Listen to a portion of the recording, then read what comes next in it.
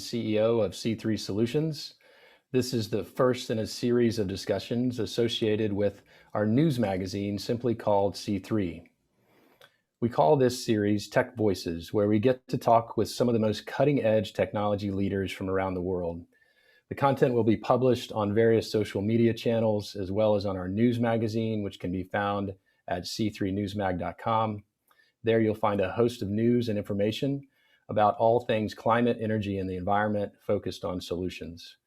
So with that introduction, let me turn to our special guest, Rebecca Boudreau, who is the president and CEO of Oberon Fuels. Rebecca, welcome. Thank you so much for having me, Drew. Yeah, so it's just a delight to see you. So Rebecca, first, let me just give you a chance to introduce yourself, if you would. Tell us a little bit about you and how you got to be president and CEO of Oberon. Yes, well, thank you again, Drew, for the opportunity to be here. So I am Rebecca Boudreau. I grew up actually in South Louisiana.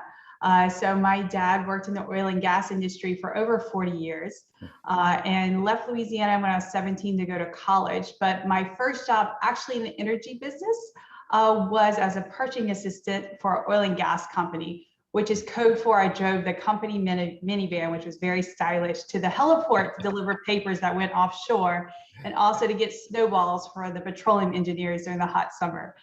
So that was my first adventure in the energy space. But for the past almost 20 years, I've been in the innovative space, working with early stage companies. Previously co-founded a biotech company working on making cancer drugs more effective. And then moved out to San Diego over 12 years ago, where I met the founders of Oberon and joined the team when I was 5 months old. Wow, what an incredible ride, and congratulations from your quest from snowballs to now renewable DME.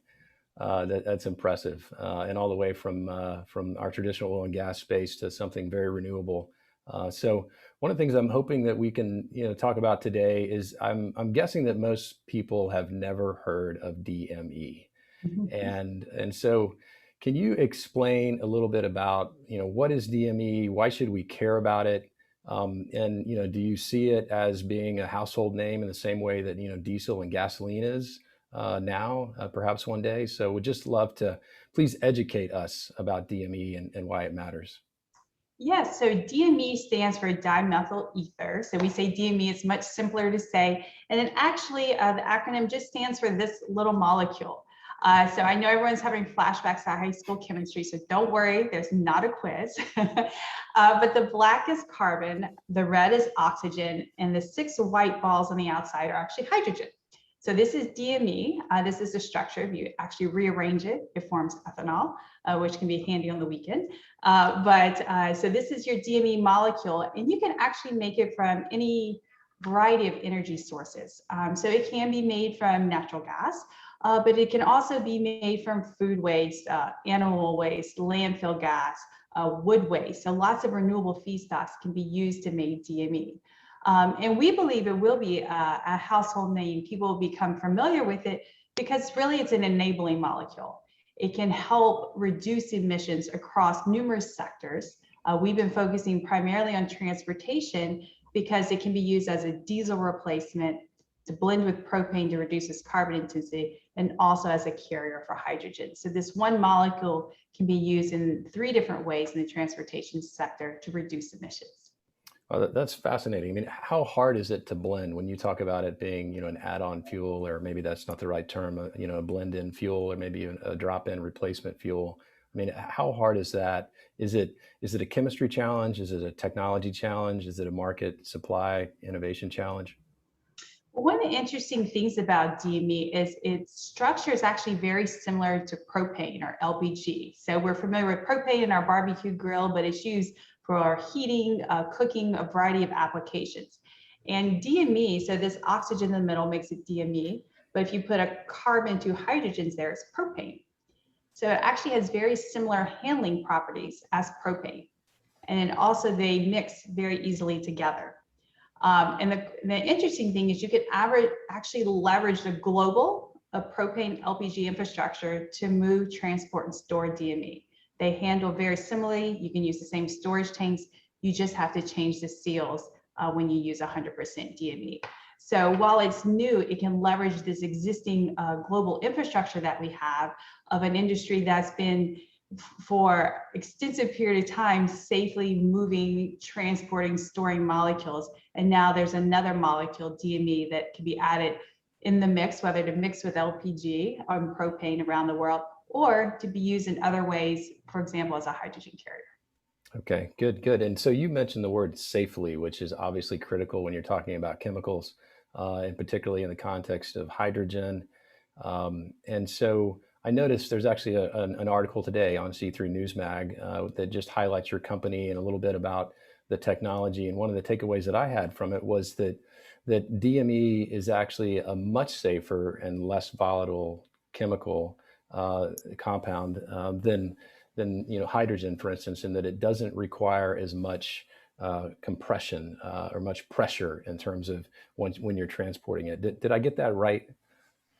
You did. And so DME actually, it's been used for over 30 years as an aerosol propellant. So it's been transported safely. So when the governments banned CFCs and aerosol propellants because they were harming the ozone, DME was one of the environmentally friendly, non-toxic aerosol propellants that started being used. So today, if you go look, maybe your sunscreen, hairspray, deodorant, self-tanner for those who use it. So those things have DME in it today. So it has been safely used for a long time, and there's an enormous amount of data on it.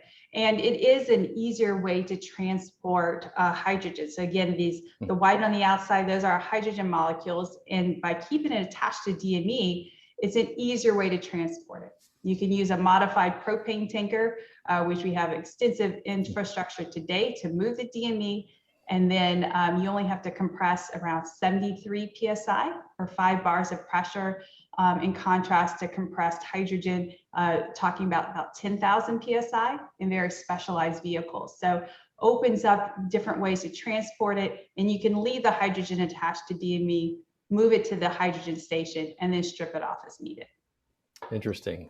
All right, so you've convinced me. DME is safe. It's a molecule that is actually just around the corner in terms of its commercial availability.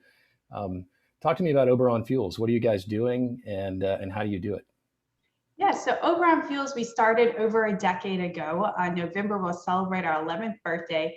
And our focus and the why we exist is really to challenge the status quo, to enhance lives and energize the world.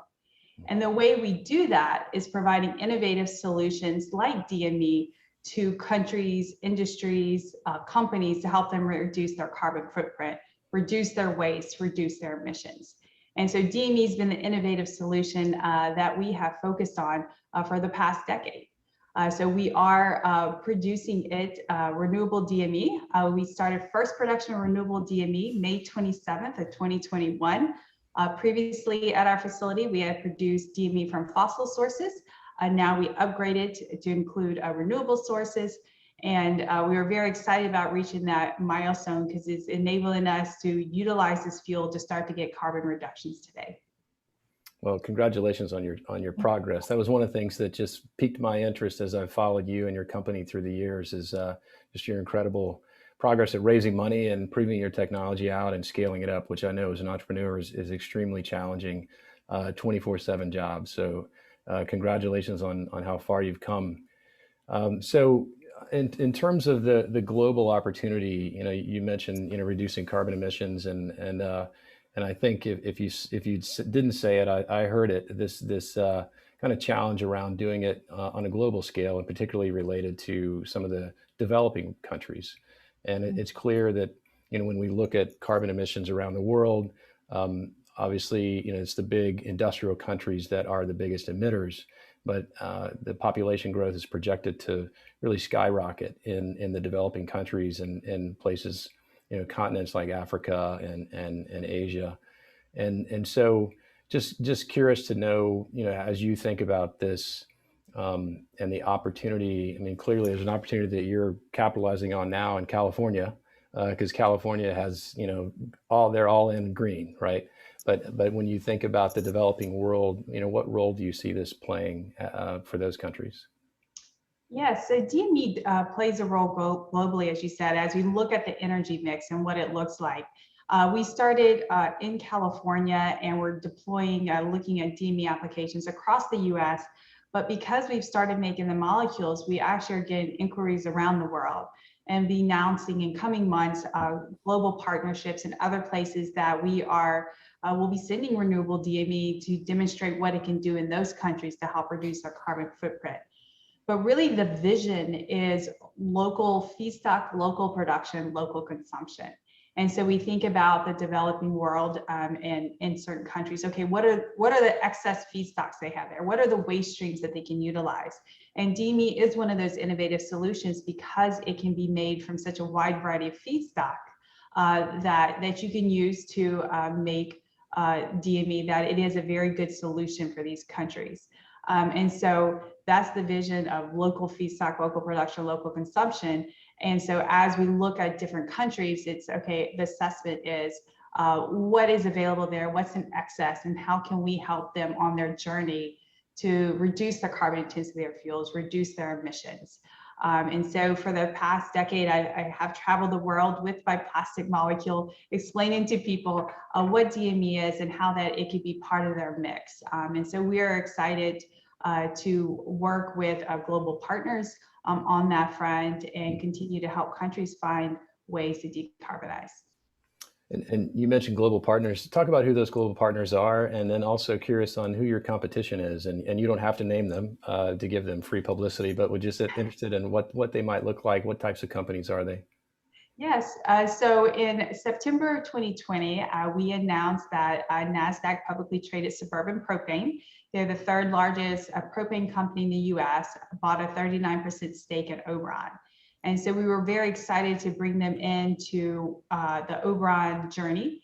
We have said for over a decade that DME is a great solution, can leverage the global LPG infrastructure. And now you have a major propane player in the US saying, yes, actually, this makes sense. And this is part of our solution as we transition to a renewable energy future. We also have a formal collaboration with SHV Energy. They're the world's largest LPG distributor. So we started working with them in early 2020 on creating opportunity for renewable DME around the world and trying to commercialize that and get some demonstrations going with the utilization of renewable DME. As far as who is our competition, I think there's competition on multiple fronts, as is the case for most companies. There's competition for feedstock, right? So there's a lot of waste and people have many different ways to convert the waste and want to use it for different things. So there is competition on feedstock. So where we really focus is on stranded biogas assets, so things that aren't close to a pipeline, that don't honestly have many other options to be converted. And so we provide a great solution for them because we can co-locate our production with the feedstock. So there's competition on the waste, the feedstock front, and there's also on the in use. So trying to get customers. Customers also have a fleet of options, right? So there's so many solutions. What another molecule, another acronym for us, and so just trying to educate, particularly fleets, on how we can help them reduce their carbon footprint. And there's also competition on the technology side. So most people have focused on, say, methanol production, which is one step for DME, and other ways. But as the market develops and people see the greater opportunity, the competition will increase. Yeah, that's just exciting. And now you mentioned also pipelines or perhaps stranded pipelines, and it's so from a U.S. perspective, without getting into politics, right? I mean, pipelines have been a bit controversial, but so can you guys take pipelines that were intended for one purpose and instead redirect them for your purposes, or help me understand that? Yeah, so because DME handles like propane, when we think of pipeline, we think of it as our virtual pipeline, and Okay. we think that as the propane tanker. Okay. So let's say there's a dairy farm, there's a cluster of 3 to 5 dairy farms. They don't have close access to a pipeline. If they did, maybe they would build a digester, clean up the gas and put it in the pipeline, but they're not nearby one. So they're not going to be able to do anything to reduce their emissions. A DME solution would be we would co-locate near those farms, bring the gas to our production facility and convert that to DME and move it by propane tanker. So you use that as our virtual pipeline. Gotcha. No, that's fascinating. And what about the dairy farms? I mean, are you getting receptivity among them? I mean, there's obviously a lot of discussion these days around climate change and the connection between that and agriculture, and how do you help farmers become more sustainable through various farming practices. It sounds like this could be a new revenue stream for them. Is that right?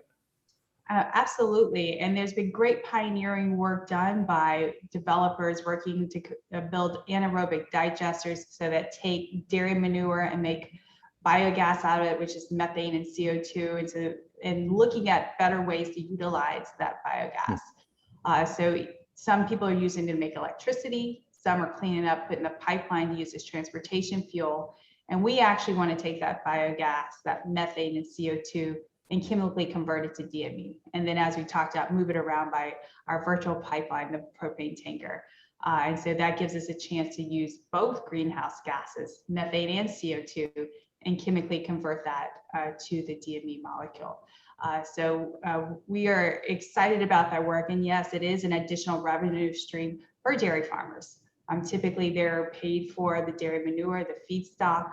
There's also the opportunity to get revenue from a lease at the site of the dairy farm, and then the potential to share on the upside of the credits that are available with the low carbon fuel standard and the renewable fuel standard as well. So it's an opportunity for them. Agriculture is tough, and milk prices in particular have been very challenging. So another way for them to generate revenue. Yeah, good.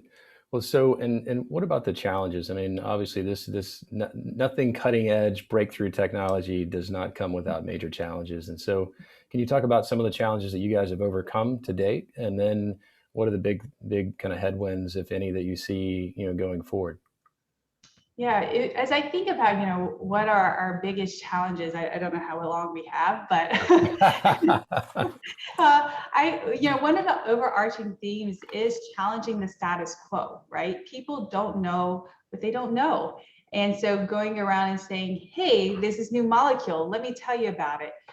For some people, we've been talking to for a decade and they're finally coming around. And some people we've been talking to a decade and they're still not quite there. And so education's been a huge component, a big challenge, but also a big opportunity for us in telling the DME story and moving the company forward. And so we have been blessed with very patient investors.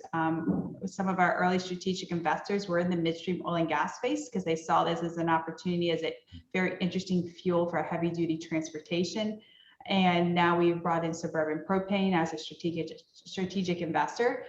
So we're very excited about that, but it has been very challenging to educate people on the opportunity and to get far enough to get people to believe. For the first 8+ years of our company, we were all privately funded. We did not have R&D grants. We did not, and even when we applied for funding, we weren't getting funding because it was just so outside of people's wheelhouse. They didn't understand what we were doing. But in the past couple years, that dynamic has changed. The California Energy Commission awarded us a grant in 2019 to upgrade our existing facility. And that's what's enabled us to produce renewable DME. So to try a new renewable feedstock and produce the first renewable DME ever in the US, and the only commercial production in the world. And recently we announced the US Department of Energy provided funding for a partnership between Oberon and Los Alamos National Laboratory to build a reformer to convert renewable DME to renewable hydrogen. So these grants are very important and they're huge validation for what we're doing because often people say, well, okay, if it's so interesting, why isn't the government behind this? Again, coming back to the challenging the status quo and educating people on the opportunity, I would say is the biggest challenge we faced. Yeah, no, that's great. And you actually answered part of my next question, which was about, how important is DOE in helping to fund some of this early stage research.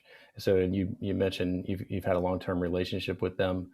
In the national labs in particular, Los Alamos. How has that relationship been with the labs? I mean, sometimes they can be hard to work with. I mean, not that they want to be hard to work with, but their origins were around things not creative, but more destructive, right? And so through the years, they become more and more creative, more and more innovative. And I'm a big fan of the national labs and worked at the Department of Energy. But I'm just wondering, can you help us understand, how did that relationship with Los Alamos, for instance, happen?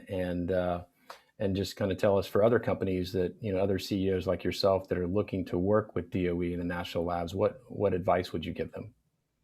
Yes, it's interesting because, as you mentioned, over the past decade, we've been talking with the Department of Energy about the work we're doing, and never got enough traction to get funding.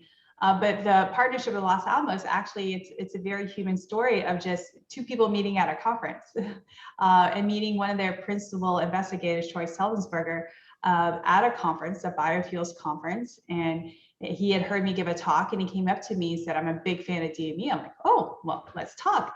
And it turns out he wrote a 700-page PhD thesis on the DME to hydrogen reaction, the thermodynamics and kinetics of it. And I was like, oh, so I'm a PhD chemist, so theoretically I should understand this, but could you write me an executive summary of your thesis? I'm not sure I could do this.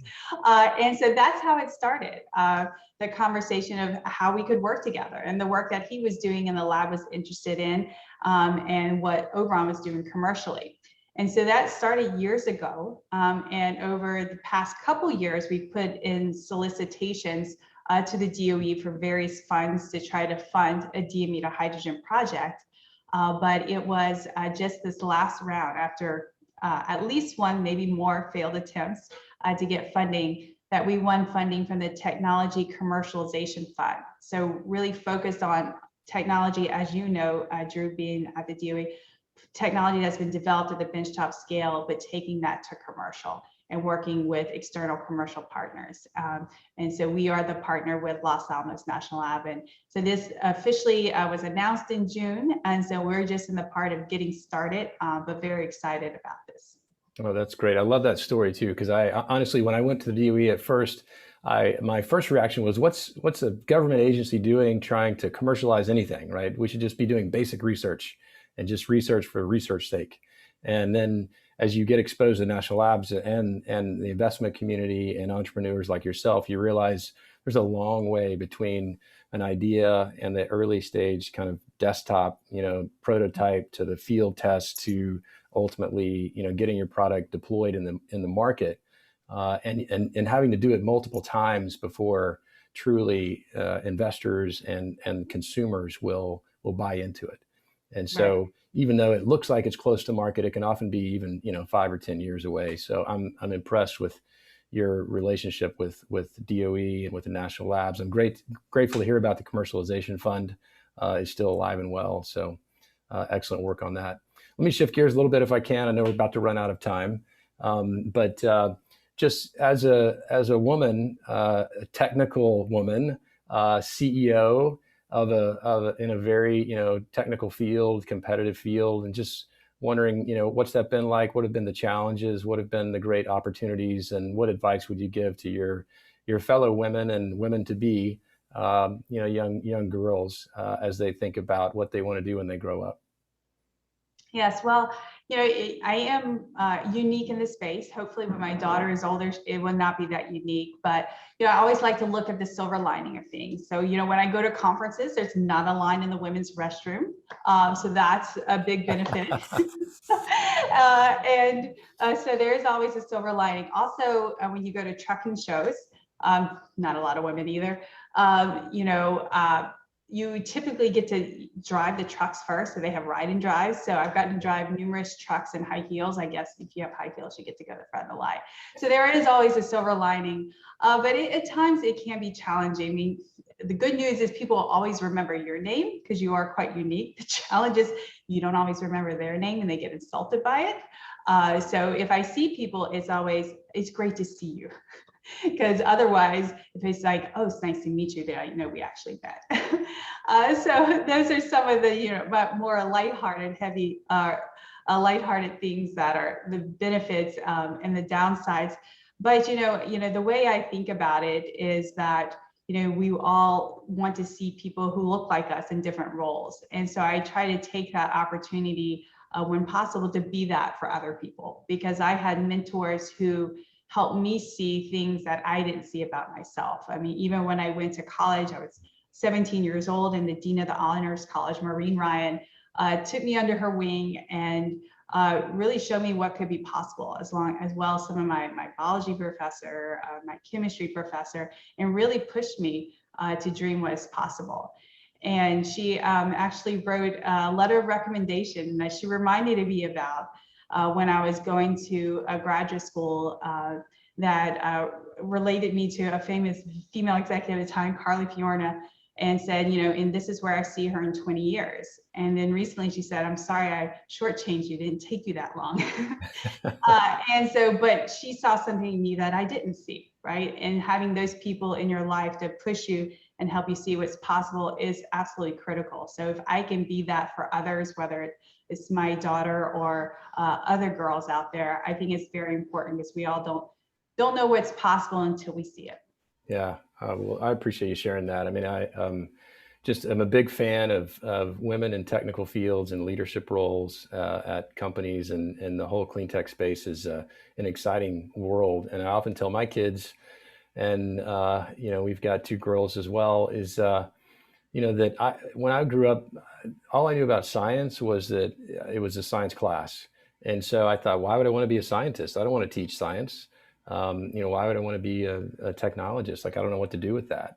And I think that's changed a lot from when I grew up and where I grew up. But I would say, just to echo you and hopefully encourage all the young women out there that are interested in anything technical, or maybe even they've never thought about it, take a look. And the national labs in particular are just these treasure troves of innovation and technology, and some of the coolest equipment around, and some of the brightest minds, and genuinely just great people. So anyway, thank you for sharing that. And I would say also, as having a technical background has been critical for me in early stage companies, because some people often look at my path and say, well, did you really have to get a PhD in polymer science and engineering to end up where you are today? And what my PhD journey, my science journey taught me is how to solve really difficult problems where there's no answer and no one's done it before. And so when I joined Oberon, they said, okay, we have this interesting technology. There's no market for today, and there are no regulations in place. Go figure it out. And because I've had to figure out other things that just happen to be more scientific previously, I had the courage and the persistence to do that, and then to work with others to do things that others thought were impossible. In some ways, we didn't know that it was impossible, so we just found a way to make it happen. Yeah, well, I love that. Find a way to make it happen. That's probably your motto, and Oberon's motto as well. So Rebecca, anything else you want to share with us? And not to put you on the spot, but happy to give you a moment to touch on anything that we missed, or maybe I forgot to ask you a question I should have asked. I think the core of, the Oberon journey and what we're doing with DME, the core of it all is the human advantage, right? The human side of everything we're doing, and how important that is. And so I see the team that over the years on this decade journey, that have helped make this happen, and that never gave up. And even when the odds were stacked against us, I mean, we went through rapid growth during a global pandemic. There is no playbook for that, right? We're all looking for one, but we still don't have it. And so we had to hire people virtually. We were hiring people in a region where 1 in 4 people were testing positive of June in 2020 and for COVID. And we had to find a way to hire people and hire them safely, because there was 27% unemployment at the time. We cannot wait, and we need to get people to work. We need to keep pushing forward on what we're doing. And we built a team that no matter what the challenge, they'll make it happen. And I'm so proud of our team. I'm proud of their persistence. And I just see this innovative and entrepreneurial spirit all across the US and around the world, and happy to be part of this innovative world. Yeah. Well, again, congratulations for all your progress. We're excited to watch what's next for you. I think I was supposed to ask you at one point if you guys probably have an IPO in your future, but so feel free to touch on that, or just we'll look for it when it comes out. I suspect that you'll have many people looking to invest in your company. So thanks so much for taking your time to talk with us today. Thank you so much, Drew. I appreciate the opportunity. Yeah. So, and for our audience, we just want to say thanks again. This has been our Tech Voices series. This is a first. in our series. This has been an interview with Rebecca Boudreau, the president and CEO of Oberon Fuels. And so if you saw anything you liked about our discussion, please share this. Please like us, follow us, c3newsmag.com, and look for the next Tech Voices interview series coming very soon. All right. Thanks. Have a great day.